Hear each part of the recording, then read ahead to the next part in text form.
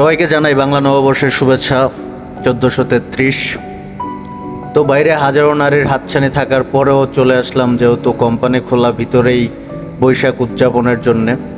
সে উপলক্ষেই হচ্ছে অ্যানবয় কর্তৃক আয়োজিত বৈশাখী আয়োজন। সে আয়োজনে সকাল থেকেই বিভিন্ন আয়োজন উপভোগ করলাম।